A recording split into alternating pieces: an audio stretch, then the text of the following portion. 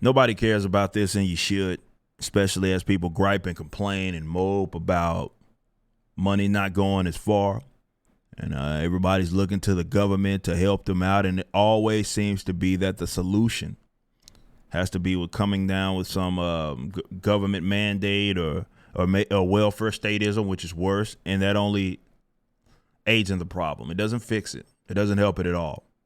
And that's the federal government spending the way that it is. Your money's not going as far. And even comparison to last year, the federal deficit has blown up $89 billion more than the first quarter from 2024 than last year in comparison. The $510 billion federal budget deficit is expected to balloon to nearly $2 trillion. Guys, see, I don't think people understand. With the government, we throw these numbers out there and we start to think that it's normal. Do y'all know how much $1 trillion is? And you can imagine being a $2 trillion in a deficit. Do y'all know how much is can you conceptualize how many zeros that is? And the government is spending money that they don't have. That's what deficit spending is. For those of you that don't know, it is a difference between the debt, the deficit, and and the lack of money that they have, or that they're overspending. Let's call it that. Which means they're spending money that they don't have, and all that deficit money, of course, is going into is what you get, how you get debt, right? Piling up. Okay, so how they're doing that, not to bore you with the details. Basically, the Federal Reserve, in combination with the Treasury, has allowed the Fed. This is one of the dangers of central banking systems, and the way that they are is allow the government to monetize debt.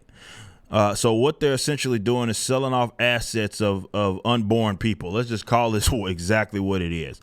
And they're so cocky about it is that even when they're planning in their budgets, guys, and maybe people don't know this, every fiscal year, they are already accounting for deficit spending, meaning that they are saying even then they can't possibly conceptualize them being able to bring in enough money by taxing, by whatever it is that they're doing. They know that they can't bring in enough money, okay, and they're still gonna spend it anyway.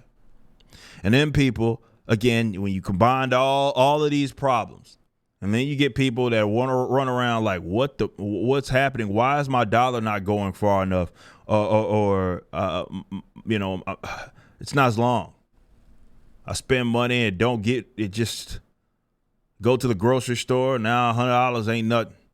And you wonder why that's the case. But see, why I put some of this on the citizens, not just the criminals that work over there. And they are absolutely a criminal organization. Unfortunately, you will have people that are your neighbors that will not only advocate your own destruction and your money's destruction, okay? They will also advocate solutions that are antithetical to fixing the problem. It can't happen. See, they'll look at it like, especially leftists, they'll look at it like, well, we just need to tax more. My billionaires, this need to be taxed more, and they will fix the problem. You could tax the billionaires, or in the words of the millionaires and the billionaires. You could tax them 100%, and you wouldn't do jack.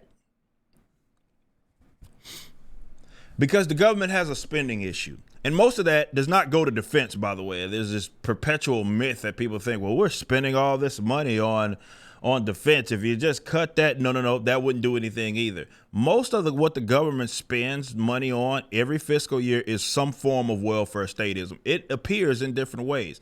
My Social Security, wait a minute. You see, some people groan as soon as I said that, because you get even these conservatives, they hear that and be like, wait a minute.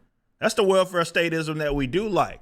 You're robbing current generations to pay for the previous one. These idiots out there think that, I don't know, the government is just taking money via Social Security, and they're storing your money in some little, it's gold, right? And it's just storing it in some, like, I don't know, safety deposit box or something like that. And then when it's your turn to get it, once you hit a particular age, you get it. That's not how it works, guys.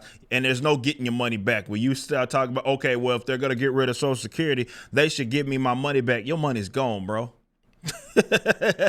That's gone. If we want to get rid of this, everybody's going to have to take their L's. Amount of money that y'all spent on Social Security, that money's gone. The money that you eating on right now, if you on Social Security, is the current working generation. That's the fact. That's factual information. And future generation. Not my opinion. That's just a fact. I'm sorry. Okay? There's no getting your money back. It's gone. But that is a form of welfare statism.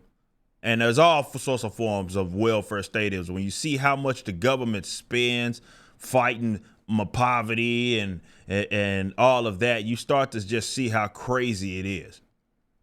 That's your problem. All of those instances should, of course, be privatized. Are they going to do it? Probably not, though they should. And that's your problem. Your problem is government spending the money. It ain't that they ain't bringing enough. It's because they're spending the money. Period. So if you want to fix the problem, you need to fix the money. You fix the government. It's that simple.